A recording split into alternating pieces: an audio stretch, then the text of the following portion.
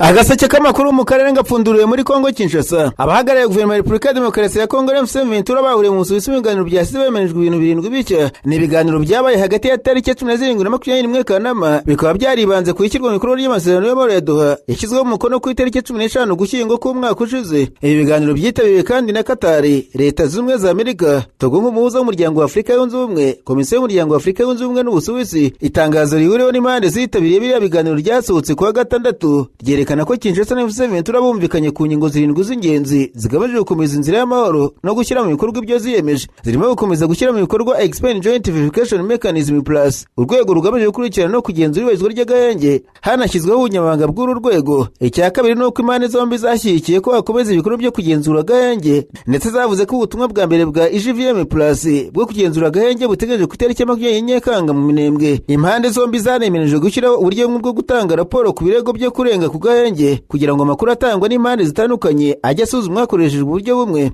Ikindi ni ugushyiraho urwego rushinzwe gusuzuma ayishyirwa mu bikorwa ry'inshingano n'imyanzuro y'amasezerano y'Doha rigeze, ndetse no gukemura imbogamizi zishobora kuba muri iyo nzira. Impande zombi zanakoze gahunda igena intambwe zikurikirana n'igihe ntarengwa cyo gukomeza ibiganiro kuri protokole zisigaye mu masezerano y'Doha. Zaremerejwe ko protokole zizaganirwaho bitagomba gutegeka uko zizashyirwa mu bikorwa. Ibi bivuze ko impande zombi zishaka kugira umudendezo wo gukomeza gushyira mu bikorwa ibyo zumvikanyweho mu buryo bushobora gutandukana n'urutonde rw'ibiganiro. Leta ya Kongo na M23 bongeye gushimangira ko yiyemeje gukomeza ibiganiro bigamije amahoro arambye no gukemura burundu amakimbirane mu burasirazuba bwa Kongo. Ibi biganiro bibaye mu gihe ikibazo cy'umutekano mu burasirazuba bwa Kongo kigikomeje, aho ikibazo cy'agahenge n'ibirego by'uko impande zombi zishobora kukarengaho biri mu nyungu zikomeye zikeneye gukurikiranwa. Ibitero byo mu kirere by'ubutegetsi bwa Kongo byongeye guhitana abantu b'inzirakarengane kandi byangiza byinshi Minembwe mu bice bituye cyane nk'uko bigaragara mu itangazo ryashyizwe ahagaragara n'umutwe wa M23. Iri tangazo ryanyujwe ku rubuga n'umuvugizi Lawrence Kanyuka rivuga ko kuwa gatandatu saa 6:10 z'amanywa ingabo z'ubutegetsi bwa Kongo zagabye ibitero by'indege zikoresheje indege zitagira abapilote za kamikaze mu turere dutoye cyane twa Mukoko na Nyamabuguma muri akisi ya Minembwe. Ibyo bisasu bivuga ko byateye impfu z'abaturage b'inzirakarengane ndetse byangiza ibikorwa remezo by'abaturage. M23 yongeye gushimangira ko yemeje kurengera no kurinda abaturage b'abasivile no gushyiraho uruzitiro rw'umutekano kugira ngo irinde ubuzima bw'abaturage kandi ikingire abaturage ibitero by'ubugome bya Leta ya Kongo. Ibi bitero byagabwe mu gihe intumwa z'ubutegetsi bwa Kongo n'iza M23 zari zirimo gusoza inama imaze iminsi zihuza mu Busuwisi, aho yarangiye impande zombi zemeje ingingo zirimo gukomeza gukurikirana ishyirwa mu bikorwa ry'ihagarikwa ry'imirwano. Mabwire kandi ko General de Brigade Telesphore Barandereka wo mu ngabo z'u Burundi yarokukanye na Jean Major Erinda Yizigiye bakunze kwita Muzenga igitero cya drone giye kugabwa muri santere ya Fizi, aho ni muri Kivu y'Amajyepfo. Iki gitero cyagabwe mu gicuku cyo kuwa gatatu ubwo drone yarasaga muri hoteli Mwaru. Amakuru make avuga ko Muzenga na Barandereka bari bamaze kuva muri iyo hoteli imbere gato yuko drone yibasira, bityo bombi bakaba bararokotse. Muzenga n'umugabo wungirije w'ingabo zirwanira ku butaka z'u Burundi, naho Barandereka ashinzwe iby'imyitozo, imyiteguro n'ibikorwa bya gisirikare mu biro bikuru by'ingabo z'u Burundi. Muzenga yari yageze Fizi ku itariki 13 Kanama, aho amakuru yaramaze iminsi avuga ko yakoranaga na General Brigade Fabien Dunia Kashindi uyoboye akarere ka 33 ka FARDC mu igenamigambi ry'ibikorwa bya gisirikare muri Kivu y'Amajyepfo.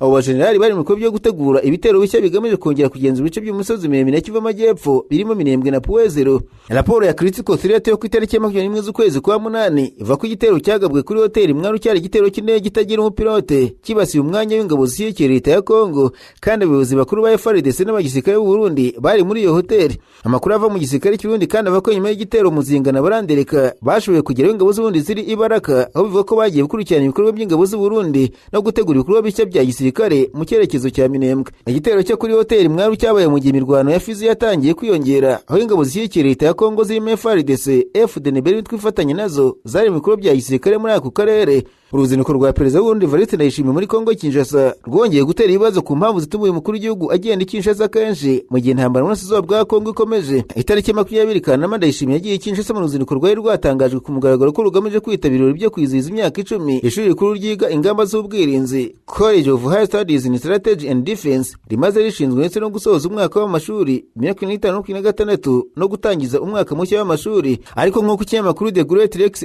kibitangaza mu nkuru y'iperereza, harandi makuru amakuru ko ingendo za Ndayishimiye Kinshasa zifitanye isano n'imikoranire ya gisirikare hagati y'Uburundi na Kongo ndetse n'ikibazo cy'ingabo z'u Burundi ziri mu burasirazuba bwa Kongo. Urundi na Kongo byatangiye kurushaho kwegerana mu bya gisirikare mu myaka 5 ishize, ubwo President Ndayishimiye avuga ko ibihugu byombi bikwiye guhuriza hamwe imbaraga mu kurushaho gukomeza umutekano. Kuva icyo gihe ingabo z'u Burundi zagiye zorezwa mu burasirazuba bwa Kongo, ahani mu rwego rwo kurwanya imitwe yitwaje intwaro ikorera muri ako karere. Ariko ko imirwano hagati y'ingabo za Kongo n'umutwe wa FCM yakomeje guhindura imiterere y'intambara, uruhare rw'ingabo z'u Burundi narwo rwagiye rwaguka. Nk'uko inkuru bivuga, ingabo z'u Burundi zagiye gufatanya n'ingabo za Kongo FARDC, imitwe wazarendo n'imitwe ifatanya na Kinshasa mu bikorwa byo kurwanya FCM. The Great Rex avuga ko amakuru yakuye mu bantu bazi ibijyanye n'iyi mikoranire, avuga ko muri Kanama mu myaka 3 ishize President Tshisekedi yaba yarahaye Ndayishimiye miliyoni 2 z'amadolari ajyanye n'inkunga y'igisirikare cy'u Burundi. Aya makuru akomeza avuga ko haje kumvikana amafaranga agera kuri 5,000 by'amadolari kuri buri musirikare w'u Burundi woherejwe mu bikorwa byo kurwanya FCM. Icyakora nta ruhande rumwe muri guverinoma y'u Burundi cyangwa se Kongo rwigize ushyira agaragara ku mugaragaro ayo masezerano cyangwa se ayo mafaranga. Ikinyamakuru kivuga kandi ko amakuru gifite avuga ko ayo mafaranga atajya ku basirikare bari ku rugamba, ahubwo agenzurwa kuri rwo hejuru muri leta y'u Burundi. Hari n'amakuru bavuga ko ari amafaranga atangwa mu ntoki aho kunyuzwa muri banki. Icyakora n'amakuru yatanzwe na Uburundi The Great Rex ivuga ko ari amasoko yayo kandi ntabwo byemejwe ku mugaragaro n'inzego z'ubundi cyangwa za Kongo. Nk'uko amakuru abivuga, ibiganiro hagati ya Kinshasa na Bujumbura ntibireba amafaranga gusa, ahubwo binibanda ku bikorwa bya gisirikare. Mbere gato y'uruzinduko rwa Ndayishimiye rwa tariki 20 Kanama, umugaba mukuru w'ingabo z'u Burundi General Prime Niyongabo nawe yari yagiye Kinshasa mu biganiro byerekeranye imyiteguro ya gisirikare. Amakuru yatangajwe n'iki gitangazamakuru avuga ko ari gahunda yo gukomeza cyangwa se kongera ibikorwa bya gisirikare mu bice bya Uvira, Fizi na Walungu ku murongo wo mu majyepfo y'uburasirazuba bwa Kongo. Ibi byaba bigamije kongera imbaraga mu ngabo zishyigikiye FARDC mu gihe Kinshasa ishaka gusubiza inyuma FCM. Umubano wa gisirikare hagati y'Uburundi na Kongo umaze kuba ingenzi ku mpande zombi. Ku ruhande rwa Kinshasa, ingabo z'u Burundi zitanga abantu benshi bakenewe mu bikorwa bya gisirikare mu gihe FARDC ihanganye na FCM. Ku ruhande rwa Bujumbura, ubufatanye na Kinshasa butuma Burundi bugira uruhare rukomeye mu bibazo by'umutekano byo mu karere k'ibiyaga bigari. The Great Rex ivuga ko ari amakuru agaragaza ko urya amafaranga yishyurwa ndetse n'imiterere y'ibikorwa bya gisirikare bishobora kuba byarateje kutumvikana hagati ya Ndayishimiye n'amwe mu bayobozi bakuru b'igisirikare cy'u Burundi. Uruzinduko rwa President Ndayishimiye rwa tariki 20 rubaye nyuma y'igihe gito ugereranije n'urundi yari yagiriye Kinshasa mu gihe President Tshisekedi nawe yaraherutse gusura Burundi. Mu gihe imirwano n'isizo bwa Kongo ikomeje kandi Kinshasa ikeneye inkunga ya gisirikare, umubano w'Uburundi na Kongo ushobora gukomeza kuba ingenzi mu bikorwa bya gisirikare byo muri kano karere. Naho umusesenguzi ku karere k'ibiyaga bigari avuga ko amaherezo y'intambara mu isizo bwa Kongo yaba urukomatanye rw'ingamba zinyuranye, amasezerano y'amahoro Perezida w'u Rwanda Paul Kagame na Perezida wa Kongo Kinshasa Felix Tshisekedi basinyiye Washington, yahagarikiwe na Perezida Trump wa Amerika ku itariki 9 Ukuboza k'umwaka ushize ntarashobora kurangiza intambara.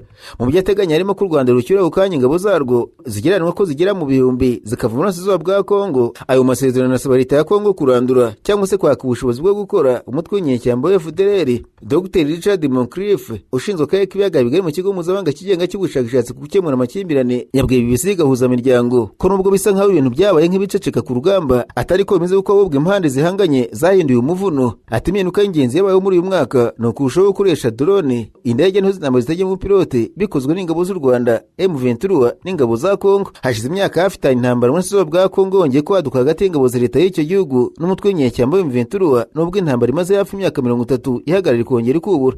M23 kuri ubugenzuzi bice biri mu ntara y'Kivu y'Amajyaruguru na Kivu y'Amajyepfo n'imijyi ya Goma na Bukavu, imirwa mikuru y'izo ntara. Mu kuboza k'umwaka ushize nyuma y'iminsi u Rwanda na Kongo bisinye amasezerano y'amahoro, M23 yafashe umujyi wa Uvira muri Kivu y'Amajyepfo nyimiza kuwuvamo ku gitutu cy'amahanga arangajwe imbere na Amerika. Kinshasa n'inzobere z'Loni bashinja u Rwanda gufasha umutwe w'inyeshyamba M23 mu kuwuha imyitozo, abasirikare, ibikoresho no kuwuha amategeko. U Rwanda rukabihakana, rukavuga ko rwashyizeho ingamba z'ubwirinzi.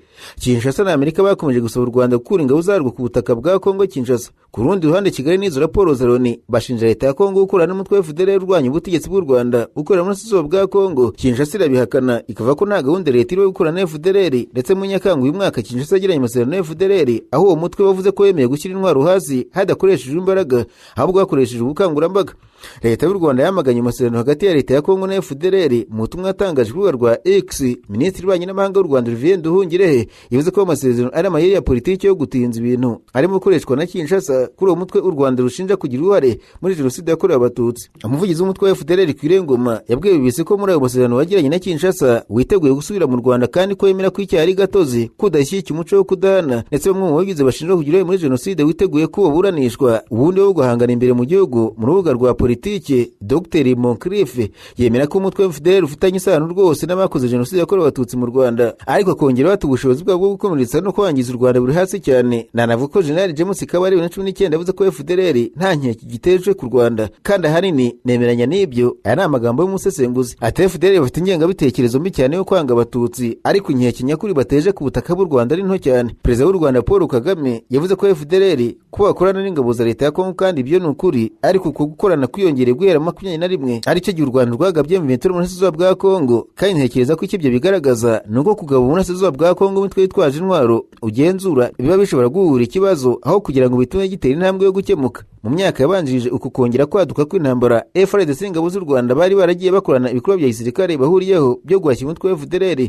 2019 byaniciwemo wari umukuru wayo Sylvestre Mudacumura. Dr Moncrief avuga ko kugira ngo intambara irangire hari icyo bisaba u Rwanda, Kongo Kinshasa, FDLR na M23.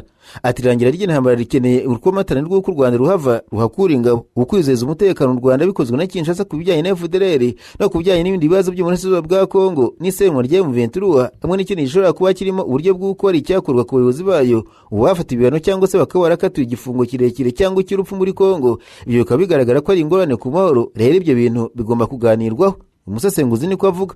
Uyu musesenguzi avuga ko ibihano bikomeye Amerika yafatiye ingabo z'u Rwanda no mu basirikare bo ku rwego rwo hejuru bazo kuri ubu ntitubona ingaruka n'imwe byagize kuri intwaro zigurishwa kuri RDF cyangwa se kuri gahunda z'imyitozo, kandi ndabizi ko kompanyi nini z'ibikomoka kuri peteroli zo mu burengerazuba bw'isi z'Iburayi na Amerika zashoboye kubona uburyo bwo gutuma zikomeza gukorana na RDF muri Mozambique. Gusa bongeraho ko Rwanda igisirikare cyose ari ikintu rero gitanga umusaruro w'igihe kirekire. Rero kuri ubu ingaruka si nini cyane, ariko tugomba kwemera ko ari ikintu kidasanzwe na gato guhana igisirikare cyose. Nubwo Jacques Kongoro bigira umwami, umuvugizi wa Perezida Tshisekedi, yabwiye BBC ko umutwe wa M23 udakwiye kuba mu biganiro Perezida yemeye mu kwezi gushize byo ku rwego rw'igihugu. Dr Moncrief avuga ko M23 ikwiye kuba mu biganiro byo ku rwego rw'igihugu, ku rwego rwo kuvuga ibintu bifite agaciro ko ku rwego rw'igihugu. Ariko imirwano mu burasirazuba bwa Kongo ishobora gukemurwa gusa hagati ya Kongo na Kigali, ko Kigali igenzura byuzuye.